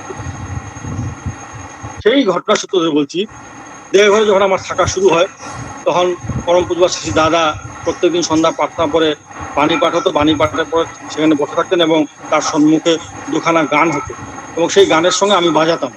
তো সেরকমই একদিন এই দুপুরে খেয়ে দিয়ে টিভি দেখতে দেখতে কখন শুয়ে পড়ি বুঝতে পারিনি। যখন ঘুম ভাঙে তখন দেখি প্রার্থনা জয়রাতে সব শেষ। তারপরে একজন এসে বলে যে আজকে তুমি ছিলে না, বাজানো কেউ ছিল, তাই গানও হয়। আমার তো সারা শরীর কাঁপতে শুরু করলো যে আজকে কি হবে, কারণ যেহেতু আমি যাইনি, বাজানো কেউ ছিল, তাই গানও হয়নি। তো রেডি হয়ে অনেক ভয়ে ভয়ে আমি নাটকুন্ড হয়ে যাই। দাদা বসে আছেন, যে প্রণাম করতেই তিনি আমাকে জিজ্ঞেস করলেন কি রাজ, কি হলো? আমি সত্যি কথাই বললাম যে আগে ঘুমিয়ে পড়েছিলাম, কখন চোখ লেগে গেছে বুঝতে পারি। দাদা কিন্তু আমাকে বকলেন, তিনি আমাকে বললেন শরীর যখন বিশ্রাম চায় তখন শরীরকে বিশ্রাম দিতে হয়। আমার নিজের খুব অপরাধ বোধ হলো যে আজকে আমার জন্য দাদার গান শোনা হলো না, আর যাতে ভবিষ্যতে এরকম না তার চেষ্টা করলো। কিন্তু এই যে আমি বললাম, তিনি এমন ভাবে আমাকে বললেন যে শরীর যখন বিশ্রাম চায় তাকে বিশ্রাম দিতে হয়। সেরকম দাদা নাটমন্ড হয়ে বসে আছেন। অবিনবাবু তখন অত্যন্ত ছোট, খুব কান্নাকাটি করছে, কুলে নিয়ে তাকে শান্ত করতে পারছি না। হঠাৎ আমি বললাম, বাবা তুমি কান্না বন্ধ করো, তোমাকে ঠাকুরবাড়ি ঘুরিয়ে নিয়ে আসবো। এরকম দু একটা কথা বলাতে সে কান্না থামিল। যেই কান্না থামিল তাকে আমি উপরে গিয়ে দিয়ে আসলাম, ঠাকুরবাড়িতে আর গেলাম না। দাদা সেটা নাটমন্ডপ থেকে লক্ষ্য করল। তিনি আমি যখন তার কাছে বসলাম তখন বললেন, অবিন এত কান্নাকাটি করছিল, কি করে শান্ত করলি? আমি বললাম যে ঠাকুরবাড়ি ঘোরাতে নিয়ে যাবো, এসব বলাতে সে শান্ত হয়ে যায়। তো দাদা তুই তো ঠাকুরবাড়ি নিয়ে গেলি না, এক্ষণে ওকে নিয়ে যাবো। আবার উপরে গিয়ে অভিনবাবুকে নিয়ে এসে ঠাকুরবাড়ি ঘুরিয়ে নিয়ে আসলাম। তারপর দাদা আমাকে বলছেন যে বাচ্চারা যখন এরকম করে, অনেকেই বলে চকলেট দেবো, অমুক দেবো, তমুক দেবো, আমরা প্রত্যেকেই করি বাচ্চাকে শান্ত করার জন্য, অনেক সময় এই ধরনের কথা বলি, এই কিনে দেবো সেই কিনে দেবো, কিন্তু আমরা করি। দাদা বলছেন এই যে আনকনসিয়াস মাইন্ডে তার কিন্তু মাথায় সেট হয়ে গেল যে এই লোকটা কিন্তু আমাকে মিথ্যা কথা বলে, তো যা বললো তাকে তো সে করেনি। দাদা বলছেন ভবিষ্যতে যখন মুখ্যম সময়ে যখন প্রয়োজন হবে তখন দেখবি তুই কোনো কথা বলে সে কিন্তু তোকে বিশ্বাস করবে। আমরা যারা সংসারে থাকি প্রত্যেকের নিজেদের সন্তানাদি আছে, আমরা নিজের বাচ্চাদের সাথে হয়তো এরকম করি, বাচ্চাদেরকে ভুলানোর জন্য অনেক সময় এই ধরনের কথা বলি। তিনি কি বললেন যে এই যে তাকে ভুলানোর জন্য যে কথাটা বললাম এবং পরবর্তী সে কথাটা রাখলাম না, তার কিন্তু মস্তিষ্কে কিন্তু সেটা সেট হলো যে আমার বাবা মা কিন্তু আমাকে মিথ্যা সান্ত্বনা দিয়েছে। তখন দেখা যাবে ভবিষ্যতে যখন মুখ্যম সময়ে যখন আমি বাবা মা তার সন্তানকে কিছু বলবে সে কিন্তু তখন শুনবে। এই যে দাদা কিন্তু তার শিখালেন। ঠিক সেরকম একটি ঘটনা, নাটমণ্ডপে একটি মা বসে আছে, তার বাচ্চা হঠাৎ মাটিতে পড়ে যায় এবং সে কান্না শুরু করে। তাকে কান্না থামানো যাচ্ছে না। তার মা হঠাৎ মাটিতে পড়ে যাওয়াতে সেই মাটিতেই হাত দিয়ে মারলো কয়েকটা, দেখ এই দেখ মাটিতে মারছি, বলতেই বাচ্চাটা শান্ত হয়ে যায়। দাদা সেটাও লক্ষ্য করলেন। তিনি সেই মাটিকে ডেকে বললেন, কি করে শান্ত করলে? তো মাটি বলছে, আগে মাটিতে পড়ে গেছিল, সেই মাটিতে যেই মারলাম তাই শান্ত হলো। তখন দাদা বললেন, যা করেছো এই ভুল কিন্তু আর করো না।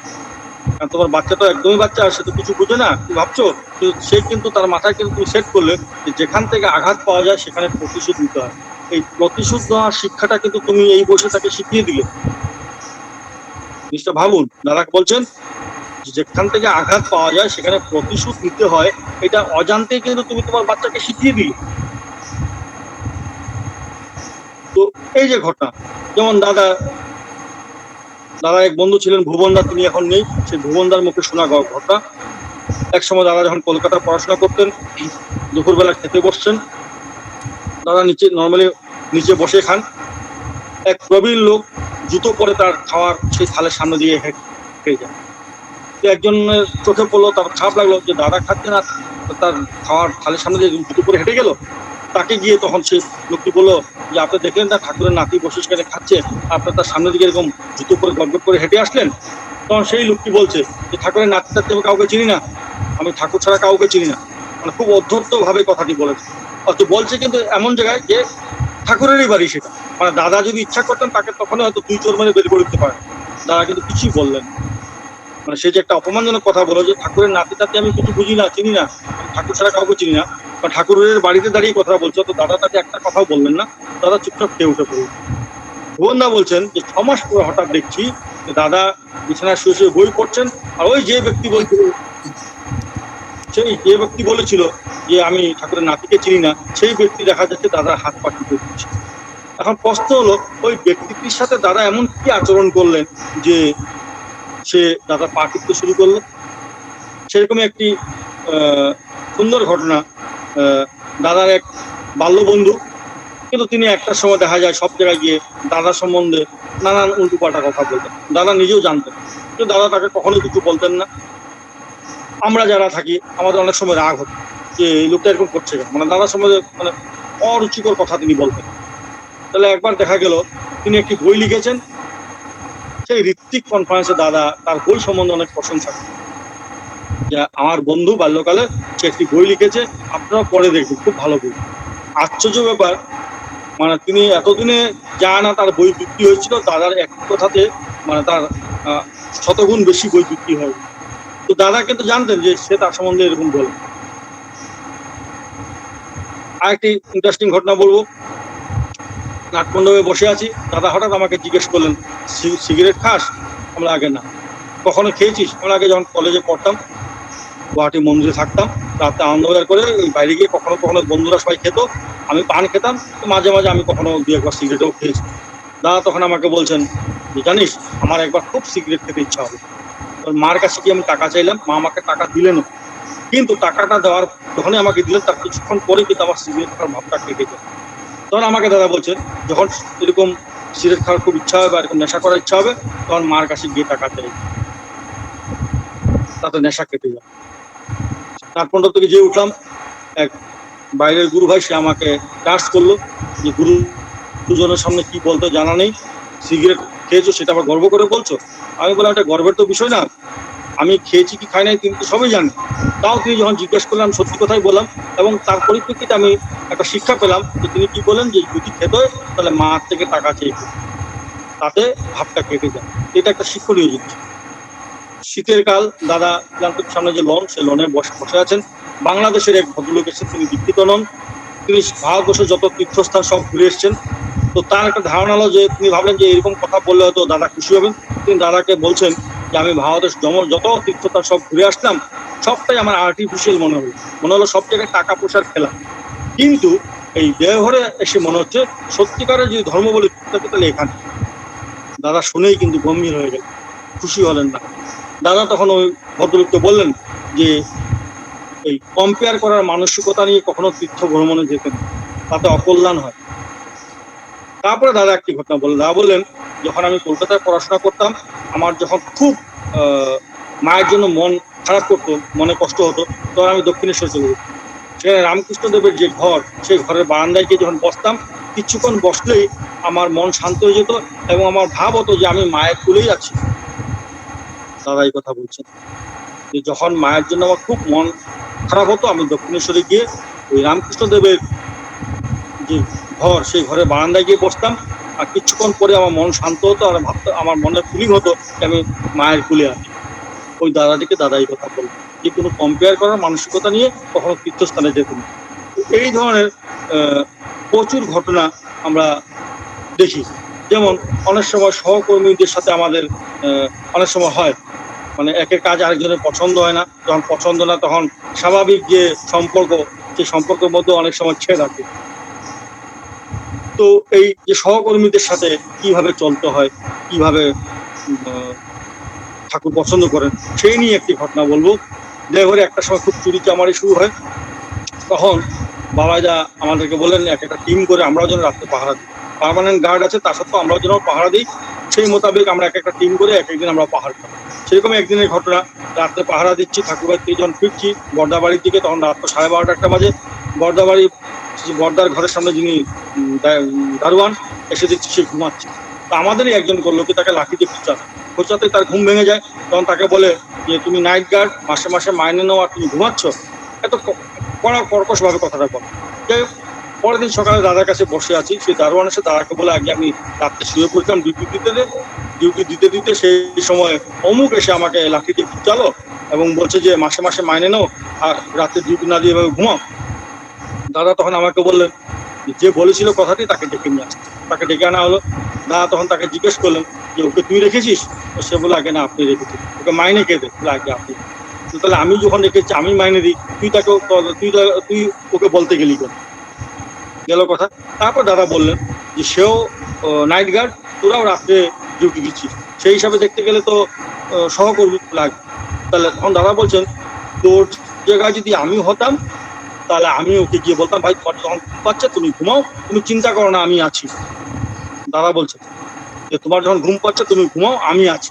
দাদা বলছে এই কথা যদি ওকে বলতি, তাহলে চিরকাল ও তোর কেনা গোলাম হয়ে থাকতো। কিন্তু সেটা না করতে ওকে লাঠি দিয়ে খুঁচালি, তাতে ওর অহঙ্গে আঘাত লাগলো, তাতে কি হলো, চিরতরে এই মানুষটা কিন্তু তোর থেকে দূরে সরে গেল। এই যে তাহলে সহকর্মীদের সাথে আমাদের কি আচরণ করা উচিত। এই যে আমি প্রথমে বললাম যে মানুষকে নিয়ে, সবাইকে নিয়ে চলার কথা কিন্তু ঠাকুর বারবার বলেছে। সেটা আমরা বর্দার মধ্যেও দেখেছি, দাদার মধ্যেও দেখেছি, বাবাইদার মধ্যেও দেখছি। আমি এখন বাবাইদার সম্বন্ধে কয়েকটা কথা বলে আমার বক্তব্য শেষ করব। আমার দীর্ঘ 26 বছর আমার দেওঘরে থাকা। আমি বাবাইদাকে দেখি সকাল থেকে রাত অব্দি তার মাথায় একটাই চিন্তা ঘুরে যে কি করে তার আচার্যকে খুশি করবে। আচার্যকে খুশি করার আপ্রাণ চেষ্টা তার সর্বক্ষণ। এবং তিনি চান ওই শিশু পর্দার মতো, যে আমরা বলছিলাম যে আমরা একদম নিখুঁত হই, এবং তিনি সর্বদাই মুখে কম বলেন, তিনি আচরণ করেই কিন্তু আমাদেরকে শেখাতে চান। তো সেরকমই কয়েকটি ঘটনা আমি এখন বলবো। যে একবার সকালে প্রার্থনায় যাচ্ছি ঠাকুরবাড়ি, বাবাজার সাথে পিছনে পিছনে আমরা যাচ্ছি। ঠাকুরবাড়ি যখন পৌঁছালেন, ঠিক বর্মার ঘরে যেখানে তিনি প্রণাম করতে ঢুকেন, সামনে একটা কাগজের টুকরো পড়েছিল। তিনি জাস্ট একটা স্টেপ ক্রস করে সঙ্গে সঙ্গে কিন্তু আবার ব্রেক করেই সেই কাগজটা কিন্তু তুলে নিল। পরে তিনি বলছেন যে আমার তখন ভাব হয়েছিল যে আমার পিছনে তো আরো অনেকে আছে, কেউ না কেউ তো কাগজটা তুলেই নেবে। এই ভেবেই একটা স্টেপ দিয়ে দিলাম, তখন আমার মনে ভাব হলো যে এটা তো অহংকারের লক্ষণ। ঠাকুর বাড়িটা তো আমার বাড়ি, আমার ঠাকুর বাড়ি, আমি পরে কে আছে আমি তো ভাববো কেন? এই ভেবেই কাগজটা কিন্তু তিনি তুলে নিন। আমরা অনেকেই যখন এখানে দেখি বাইরের থেকে প্রতিদিন শত শত হাজার হাজার লোক যখন আসে, দেওঘরে আসতেন, অনেক সময় দেখি আনন্দবাজার খাওয়ার নিয়ে, থাকার ঘর নিয়ে অনেক সময় চিৎকার চেঁচামেচি রাগারাগি অনেকেই করেন। তো আমার তখন মনে হলো যে বাবাইটা কিন্তু এটা শিখালেন যে ঠাকুর বাড়িটা কিন্তু আমার। তাহলে আমার বাড়ি, আজকে ধরেন বাইরে যারা থাকেন কারোর বাড়িতে দুপুরবেলা হঠাৎ খবর না দিয়ে হঠাৎ যদি 20-25 জন লোক হঠাৎ হাজির হয়, তখন কি হবে? তখন নিশ্চয় দৌড়াদৌড়ি শুরু হবে, কারণ 20 জন লোক হঠাৎ যে আসবে তো কেউ জানতো না, রান্না বান্নার প্রবলেম তৈরি হয়। তো আমার মনে হচ্ছে এখানেও যে আনন্দবাজার, তো যে হিসাবে রান্না হয়, দেখা গেল দুপুরবেলা হঠাৎ 300-400 লোক চলে আসতো, যে তারা কিন্তু কোনো খবর দিয়ে আসে না। তো ন্যাচারালি আনন্দবাজারে গিয়ে একটা সমস্যা তৈরি হয়, তখন দেখা যায় অনেকে রাগারাগি করে, ঘর নিয়েও অনেক সময় হয়। তো আমার মনে হয় যে এই যে বাবাইদা শিখালেন যে ঠাকুর বাড়ি মানে আমার বাড়ি, আমার ঠাকুরের বাড়ি, তাহলে সবকিছুর দায়িত্ব কিন্তু আমার, আমি কিন্তু দায়িত্ব এড়াতে পারি না।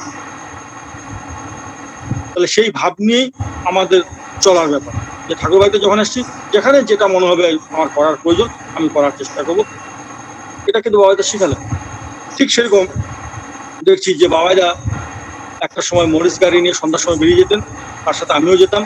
গ্যারেজ থেকে গাড়িটা বেরিয়ে ঠিক সমাধির পাশে গিয়ে গাড়িটা স্টার্ট বন্ধ হয়ে যায়, কি ব্যাপার, তেল শেষ হয়। তো তিনি আমাকে বলেন গেট থেকে একটা গ্যালান নিয়ে বাজার থেকে তেল নিয়ে। তো আমি গেট থেকে গ্যালান নিয়ে রিক্সা করে বাজারে গেলাম, তেল নিয়ে আসলাম, প্রায় আধা ঘন্টা 40 মিনিট সময় লাগলো। আমি পরে বাবাইদাকে জিজ্ঞেস করলাম যে আগে গ্যারেজে তো আমাদের অনেক তেল স্টকে থাকে, 1 মিনিটের ব্যাপার ছিল, আপনি আমাকে বাজারে পাঠালেন, আপনি এতক্ষণ যে বসে থাকলেন। তখন বাবাইদা বলছেন গ্যারেজে যে তেল সেটা তো ফিলান্থ্রপির টাকা দিয়ে কিনা, ফিলান্থ্রপির টাকা মানে ঠাকুরের টাকা, আর এটা হচ্ছে আমার ব্যক্তিগত গাড়ি এবং ব্যক্তিগত কাজে আমি যাচ্ছি। তো আমার ব্যক্তিগত গাড়িতে ঠাকুরের টাকা দিয়ে কিনা তেল আমি কিনবো কেন? জিনিসটা মানে অদ্ভুত তো, যে ঠাকুরের টাকা দিয়ে কিনা তেল আমি ব্যক্তিগত কাজে ব্যবহার করবো কেন? এটা একটা জিনিস শিখলাম। তার যখন কাঠের ঘরটা তৈরি হয়, যারা দেওঘর এসছেন দেখুন, তার একটা কাঠের ঘর আছে, একটা বিট শেষ শর্ট করে তিনি আমাকে কারখানার থেকে নিয়ে আসতে হবে। আমি কারখানা থেকে সে একটা বিট এনে দিলাম, সে কাঠের ঘর লাগানো হলো। হঠাৎ আমাকে জিজ্ঞেস করছেন যে অফিসে টাকা দিয়েছি কিনা শান্তিতে। আমি অবাক হলাম যে বাবাইদার কাঠের ঘর, সেখানে একটা কাঠে তোমরা জন্য পয়সা দিতে হবে? তো তিনি যখন বললেন আমি অফিসে গেলাম শান্তি তাকে টাকা দিতে গেলাম, তিনি তখন টাকা নিতে চাইলেন। তারপরে আমি আর দিলাম না, গেল কথা গেল। 2-3 দিন পর হঠাৎ আবার তিনি জিজ্ঞেস করছেন, তখন আমি বললাম আগে শান্তি থেকে দিতে গেছিলাম, তিনি নেননি, বলে এখনই গিয়ে দিয়ে আয়। তাহলে 2 দিন পরে বলবে যে অফিসের টাকা দিয়ে এবং কাঠ দিয়ে আমার পুরো কাঠের ঘরটা তারা তৈরি করে দিয়েছে। তিনি শিখালেন যে ঠাকুরের জিনিস ওইভাবে ব্যবহার করা যাবে না, ঠাকুরের কারখানাতে। বাবাদের একটা অভ্যাস আছে, তিনি মাঝে মাঝে দলবল নিয়ে আনন্দবাজার খেতে যান। যখনই তিনি আনন্দবাজার খেতে যান, কতজন হিসাব করে আগে অর্ঘ যান্ত্রিকতে আনন্দবাজার অ্যাকাউন্টে জমা দেন, তারপরে তিনি দলবল নিয়ে খেতে যান। আজকে বাবাইদা যদি অর্ঘ জমা না দিয়ে যদি 20-25 জন 30 জনকে নিয়ে আনন্দবাজার খেতে যান, নিশ্চয় কেউ কিছু বলবে। কিন্তু তিনি আমাদেরকে শেখালেন যে আনন্দবাজার খেতে গেলে ঠাকুরের আনন্দবাজার, সেখানে অর্ঘ দিয়ে খেতে হবে, অর্ঘ জমা দিয়ে খেতে। এইভাবে আমরা দেখি যে আজকে শিশু পর্দার থেকে দেখছি, আর দাদা দেখছি বাবাদেরকে প্রতিনিয়ত কিন্তু তিনি আমাদেরকে শেখান। আমার একদিন একটি ঘটনা আমার খুব মনে রেখাপাত করে, যে গরমকাল দুপুরে খেয়ে দিয়ে রুমে শুয়ে শুয়ে টিভি দেখছি, হঠাৎ তিনি এসে নক করলেন, দরজা খুলে দেখি বাবাইদা। আমাকে বললেন তুই ঘুমাচ্ছিলি? আমি লাগে না, টিভি দেখছিলাম। তোর ঘুমে ব্যাঘাত করলাম না? তবে লাগে না, যদি কষ্ট না হয় আমার একটা কাজ করে দিবি লাগে। তো একটা কাগজ দিয়ে বললেন যে এখানে 2টো ওষুধের নাম লেখা আছে, তুই একটু বাজার থেকে মেডিসিনটা যদি এনে দিস ভাই, তোর অসুবিধা না হলে আমার লাগে। তারপরে আমি গেলাম বাজারে, গিয়ে সে ওষুধ এনে যখন ঘরে ওনাকে দিলাম, তখন উনি আমাকে বলেন থ্যাংক ইউ। পরে আমি রুমে এসে ভাবছি যে বাবা এতগুলো কথা কেন বলি, কিন্তু আমি কেন আজকে ধরেন এই বিস্কুরে যারা গুরু ভাইরা আছেন, কাউকে যদি তিনি বলেন ভাই এই মেডিসিনটা নিয়ে আয়, তো এই একটা লাইনেই যথেষ্ট, সে দৌড়ে যাবে নিয়ে আসতে। অথচ তিনি এতগুলো কথা কিন্তু আমাকে বললেন, তুই ঘুমের ব্যাঘাত করলাম না তো, তুই কোনো অসুবিধা হবে না তো। তখন আমি ভাবছি যে যিনি আদেশ করতে পারেন, নির্দেশ করতে পারেন, অর্ডার করতে পারেন, তার কথাতে কিন্তু সেই অর্ডারের শুনি। অথচ আমরা হয়তো অনেক সময় অর্ডারের সুরে কথা বলি। তো তিনি শিখালেন যে কিভাবে মানুষের সাথে ব্যবহার করতে। সেই ব্যবহার নিয়ে ঠাকুরের সময় একটি ছোট্ট ঘটনা, দাদার সময় একটি ঘটনা বলছি। ঠাকুর পার্লারে বসে আছেন, সেই পার্লারের বাইরে প্রচুর লোক দাঁড়িয়ে আছে, দেখছে তারা ঠাকুরের দর্শন করছেন। ঠাকুরের স্নানের সময় হয়ে আসছে, তখন এক ভক্ত ঠাকুরের সেবা যিনি করেন, তিনি গিয়ে সেই পার্লারের যে জানলাগুলো ধক ধক করে এরকম বন্ধ করলেন। ঠাকুর একটু অসন্তুষ্ট হলেন, বলে এরকম বন্ধ করলি কেন? লাগে ঠাকুর আপনার ওঠার সময় হয়েছে। সবাইকে হাত করে বলতি যে ঠাকুরের এখন স্নানের সময় হয়েছে, আপনারা যদি অনুমতি দেন তাহলে ঠাকুর উঠবেন। দেখবি সবাই খুশি মনে প্রণাম করে চলে যেত, কিন্তু কিছু না বলে মুখের সামনে এরকম জানলা বন্ধ করলি। ঠাকুর অসন্তুষ্ট হলেন। ঠিক এইরকম একটি ঘটনা আমরা কৃষ্ণনগর ঋত্বিকন ভাষা দেখলাম। সন্ধ্যা 5টা পর যখন এই প্যান্ডেলে গিয়ে দাদা বসছেন, গান বাজনা হচ্ছে, লক্ষ লক্ষ লোক তার দর্শন প্রণাম করছে। অনেকক্ষণ বসার পর দাদা আমাকে বলে জ্যোতিদাকে একটু ডেকে নিয়ে আয়। জ্যোতিদাকে ডেকে আনার পর জ্যোতিদাকে দাদা বলছেন, জ্যোতিদা আপনি যদি অনুমতি দেন তাহলে আমি কি এবার উঠতে পারি? কত আশ্চর্য বিষয় যে সৎসঙ্গের আচার্য তিনি জ্যোতিদাকে বলছেন আপনার অনুমতি হলে আমি কি উঠতে পারি? তার তো কোনো প্রয়োজনই নেই কথা, তিনি উঠে গেলে কে কি করবে? কিন্তু এটা হচ্ছে ভদ্রতা, এটা হচ্ছে শিক্ষণীয় জিনিস। যেহেতু উৎসবটা হচ্ছে কৃষ্ণনগরে, সেখানে দেখাশোনার দায়িত্বে আছেন জ্যোতিদা, তাকে সেই সম্মান প্রদর্শন করলেন যে আপনার অনুমতি হলে আমি করতে পারি। এই যে প্রত্যেকটা সময় তারা কিন্তু আমাদেরকে শেখাচ্ছেন যে কিভাবে চলতে হবে, কিভাবে কাজ করতে হবে, মানুষের সাথে কিভাবে কথা বলতে হয়। এই জন্যই দেওঘর আসা, এই জন্যই তাদের সঙ্গ করা। তো এতক্ষণ আমি এই বললাম। এখন লাস্ট একটি কথা বলে আমি শেষ করছি। আমরা যারা ঠাকুরকে নিয়ে চলি, আজকে ধরো আমার বাড়ি আসামের শেষ প্রান্তে, গুয়াহাটি থেকেও প্রায় 500 কিলোমিটার, শিবসাগর ডিস্ট্রিক্ট ভোজু বলে একটা ছোট্ট গ্রামে রেল স্টেশন আছে। আজকে ঠাকুর ধরে চলছি বলে লোকে কিন্তু আমাকে চেনে। তাহলে সেখানে যদি থাকতাম, চাকরি করতাম বা ব্যবসা করতাম, ওই চাকরি বা ব্যবসা সংক্রান্ত কিছু লোকের সাথে হয়তো আমার পরিচয় ঘটতো। কিন্তু আজকে দেওঘরে আছি, ঠাকুরের কাজের সাথে যুক্ত আছি, তাই অজস্র লোক হয়তো আমাকে চেনে। তো ঠাকুরের কাজ যখন করি, নাম যশের সাথে সাথে কিন্তু আমাদের অহংকারও বৃদ্ধি পায়। এই অহংকার কিন্তু অনেক সময় বিপজ্জনক। সেই অহংকার নিয়ে একটি ঘটনা বলবো, বাস্তব ঘটনা আমার জীবনের। ঋত্বিক কনফারেন্সে তখন 12-13 দিন বাকি। দাদা হঠাৎ আমাকে বললেন আসামে গিয়ে 500 দীক্ষা দিয়ে আসতে। তার নির্দেশ অনুযায়ী আমি রওনা দিলাম, গুয়াহাটি পৌঁছালাম। এবং গুয়াহাটি থেকে আমি যেখানে দীক্ষার কাজে যাবো, প্রায় 2.5-3 ঘন্টার রাস্তা। আমি গুয়াহাটি মন্দিরে যখনই ঢুকছি, তখনই বাবুনদার সাথে আমার দেখা। বাবুনদা আমাকে দেখেই বললেন যে, বাহ, তুমি এসছো। আমি বললাম এরকম 500 দীক্ষার আশীর্বাদ হয়েছে, আমি উদালগুড়ি যাবো দীক্ষা দিতে। তখন বাবুদা বলছে, একজন দীক্ষা নিতে এসে দেবে না? তা আমি ভাবলাম ওই একটা দীক্ষার জন্য এখন ধুতি করতে হবে, রেডি হতে হবে, ওই অনেক ঝামেলা। আমি বাবুদা বললাম, ওই একটা দীক্ষা আপনি দেন, আমি আর এখন যাবো না। বলে আমি গেস্ট হাউসে গিয়ে রেডি হয়ে খাওয়া দাওয়া করে আমি বিকালে চলে যাই উদালগুড়ি। তো 498 দীক্ষা যখন হয়, মানে দুজন দীক্ষা বাকি, ঠিক যেদিন আমি দেওঘর রওনা দেবো তার আগের দিন, মানে গুয়াহাটি, মানে আগের পরের দিন আমার, মানে আগামীকাল আমার ট্রেন গুয়াহাটি থেকে। আমি আগের দিন সকাল 7টা-8টার মধ্যে গুয়াহাটি পৌঁছে যাই। সকাল 8টায় গুয়াহাটি পৌঁছালাম। পরের দিন আমার দুপুরবেলা ট্রেন, দুজন দীক্ষা বাকি। তো গুয়াহাটিতে নর্মালি মন্দিরে 7জন, 8জন, 10জন প্রতিদিনই নর্মালি দীক্ষা হয়। তো বাবুনদা আমাকে বলছে, তোমার 3টাটা এমনি হয়ে যাবে। তো গুয়াহাটি পৌঁছার সাথে সাথে কিছুক্ষণ পর একজন দীক্ষা হলো 499। সেই সকাল 9টার থেকে সেই দিন রাত 10টা অব্দি আর অপেক্ষা করলাম, কিন্তু আর দীক্ষা হলো না। 499 আটকে থাকলাম। পরের দিন সকাল প্রার্থনা করে রেডি হয়ে বসে আছি, কখন একটা দীক্ষা হবে, কখন একটা দীক্ষা আসবে। কয়েকজনকে ফোনও জানালাম, হয়ে যাবে হয়ে যাবে, কিন্তু হচ্ছে না। যখন 11টা বেজে যায়, তখন আমার কান্না মানে শুরু হওয়ার মতন অবস্থা। আমি অপরাধ বোধে বলছি যে এ কি হলো, 499 দীক্ষা দিয়ে আমি দেওঘর যাবো। আর দাদা যখন জিজ্ঞেস করুন কোন মুখে আমি বলবো 499, এই অপরাধ বোধ যখন শুরু হলো, আমি সোজা মন্দিরে গেলাম। কলাপসিবল গেট, মন্দির বন্ধ। বাইরের থেকে ভিতরে বিগ্রহ ঠাকুরের প্রণাম করে ঠাকুরের কাছে ক্ষমা প্রার্থনা করলাম যে, ঠাকুর, আমার গুরুত্বর অন্যায় হয়েছে, আমাকে তুমি ক্ষমা করো। ওই যে প্রথম দিন একটি দীক্ষা আমি নেগলেক্ট করলাম, এই অপরাধে আমি ভুগছিলাম। ঠাকুরের কাছে ক্ষমা চেয়ে প্রণাম করে উঠবো, পেছন দিক থেকে প্রবীণ কর্মী অমিয় বিশ্বাসদা, তিনি এখন নেই।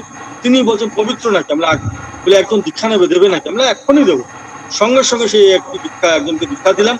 এবং দুপুরে আনন্দবাজার করার আমি সময় পেলাম না, যেহেতু 12:30 আমার ট্রেন। আমি না খেয়েই ওই একজন দীক্ষা দিয়ে আমি স্টেশনে চলে গেলাম। গিয়ে দেখি ট্রেন দাঁড়িয়ে আছে, সেই ট্রেনে করে দেওঘর পৌঁছালাম। সন্ধ্যা 5টার পরে যখন দাদা নাটমণ্ডপে বসছেন, গিয়ে প্রণাম করলাম। নাটমণ্ডপের চারপাশে প্রচুর লোক। তারপরের দিনের ঋত্বিক কনফারেন্স। প্রণাম করতে দাদা আমাকে জিজ্ঞেস করেন, কিরে কত হলো? তাহলে আগে 500। বলে কাটায় 500? আমরা আগে, একটাও কম না একটাও বেশি না, তাহলে আগে না। তখন আমাকে বললেন, শুন, একটা কথা বলে রাখি, একটা দীক্ষাও তার ইচ্ছা বা তার দয়া ছাড়া হয়। হয়তো নাটমণ্ডপ ভর্তি লোক, তারা তাদের মতন করে বুঝেছেন, কিন্তু আমি জানি দাদা এই কথাটি আমাকে কেন বলেন। এই যে প্রথম দিন একটা দীক্ষা আমি পাত্তা দিলাম না, তো ঠাকুর আমাকে হাড়ে হাড়ে বুঝিয়ে দিলেন যে তোমার কোনো কেরামতি নেই, যা কিছু হচ্ছে সবটাই তার দয়া। তার ইচ্ছা না থাকলে তুমি কিছুই করতে পারো না। আমরা অনেকেই কেন্দ্র মন্দির বানাচ্ছি, অনেকেই মন্দির করছি, অনেকে হাজার হাজার দীক্ষা দিচ্ছি, অনেক কিছু করছি, কিন্তু আলটিমেট জিনিসটা হচ্ছে যে তিনি দয়া করছেন। তাই অনেকে মানে অনেকের কথা জানি না, আমি আমার কথাই বলছি, যে হয়তো ভাব হতেই পারে যে এটা তো আমি করলাম। তো তাই আমি একটা কথা সবসময় বলি, একের উপর যত শূন্য বসানো যাবে ততই তার গুরুত্ব বাড়ে। একের উপরে শূন্য বসান, 10, 100, 1000, লাখ বাড়তে যাবে তার গুরুত্ব। এক সরে গেলে সবটাই শূন্য। আমার গুরুত্ব ততক্ষণই যতক্ষণ ঠাকুর আমার সাথে আছেন, ততক্ষণ আচার্য আমার সাথে আছেন, ততক্ষণই আমার গুরুত্ব, ততক্ষণই লোকে কিন্তু আমাকে চিনব। আজকে ঠাকুর যদি মুখ ঘুরে নেন, আজকে আচার্যদেব যদি মুখ ঘুরে নেন, রাস্তার কুকুরও কিন্তু আমার দিকে ঘুরে তাকাবেন। এবং এরকম দৃষ্টান্ত কিন্তু সৎসঙ্গ জগতে আছে, সৎসঙ্গ জগতে আছে। তাই আমার মনে সবসময় ঠাকুরের কাছে আমি এটাই প্রার্থনা করি যে আজকে দেওঘরে যখন আমি আছি, আমি যে কাজগুলো করি, আমি আসার আগেও নিশ্চয়ই কাজগুলো কেউ করেছেন, এবং আমি যেদিন থাকবো না তখনও কেউ না কেউ ওই কাজ করবে। তাহলে ঠাকুরের কাছে আমি কৃতজ্ঞ, তিনি দয়া করে আমাকে এই কাজ করার সুযোগ দিয়েছেন। আমি তার কাছে চিরকৃতজ্ঞ। এই ভাব নিয়ে আমি চলার চেষ্টা করি। এবং আমি একটা কথা বলি যে ঠাকুর কিন্তু বহু রকম ভাবে কিন্তু আমাদের পরীক্ষা নেয়। সেই পরীক্ষা নিয়ে দুইটা ঘটনা বলবো। একটা হচ্ছে যে ঠাকুরের কাছে এক ভদ্রলোক এসে প্রার্থনা করলেন, তার কাছে থেকে তিনি ইষ্ট কাজ করতে চান। ঠাকুর শুনলেন, শোনার পরে একজনকে বললেন বড় বউর কাছে নিয়ে যাবে, বড় মার কাছে নিয়ে যেতে বললেন। বললেন ও আমার কাছে থাকতে চায়, ওকে ভালো করে খাওয়াতে। তো বড় মার কাছে যখন নিয়ে আসা হলো, সে ভদ্রলোককে নিয়ে আসলেন। বড় মাকে বলার পরে বড় মা তাকে বললেন যে ঠিক আছে, তোমার খাওয়া খেতে দিচ্ছি, ততক্ষণ তুমি আমার ওই স্টোভটা একটু জ্বালিয়ে দাও। একটা ম্যাচ দিলেন স্টোভটা জ্বালাতে, এবং বড় মা একটা থালে করে তার জন্য খাওয়া নিয়ে আসলেন। তারপরে স্টোভ জ্বালানোর পরে সেই লোকটি খাওয়া দাওয়া করলো। খাওয়া দাওয়া করার পর সে ঠাকুরের কাছে গিয়ে আবার বসলেন। কিছুক্ষণ পরে যখন বড়মা গেলেন, তখন বড়মাকে জিজ্ঞেস করছে, ঠাকুর ওই যে ও তো দেওঘরে আমার কাছে থাকতে যায়, ও কি থাকতে পারবে? বড়মা বলে আগে না, ও আশ্রমে থাকার পক্ষে আমার মনে হয় না উপযুক্ত। লোকটি তো অবাক যে এর মধ্যে কি হলো। তখন বড়মা বলছেন যে ওকে একটি স্টোভ জ্বালাতে দিয়েছিলাম, একটা স্টোভ জ্বালাতে গিয়ে 6খানা কাঠি সে নষ্ট করে। তো তার হিসাবে খরচের বহর অনেক বেশি। এত খরচ করলে ও আশ্রমে থাকবে কি করে? তাহলে ওই যে একটা স্টোভ জ্বালাতে দিয়েছিলেন, তাতে কিন্তু তার পরীক্ষা হয়ে গেল যে সে আশ্রমে থাকার পক্ষে উপযুক্ত। সেরকম একটা অদ্ভুত ঘটনা আছে। এই যে আমি আগে দীনদার কথা বলেছিলাম, আমাদের পাঞ্জাব যে দায়িত্বে ছিলেন দীননাথ শর্মাদা, তিনি আসামের লোক। 1953 বা 55 আমার ঘন্টা মনে নেই, তিনি দেওঘর যখন পার্মানেন্ট থাকার জন্য আসেন। তো আসামে সবাই নাম শুনতেন প্রবীণ ভক্তপ্রবর, যাকে আমরা বলি রবীন রায়দা।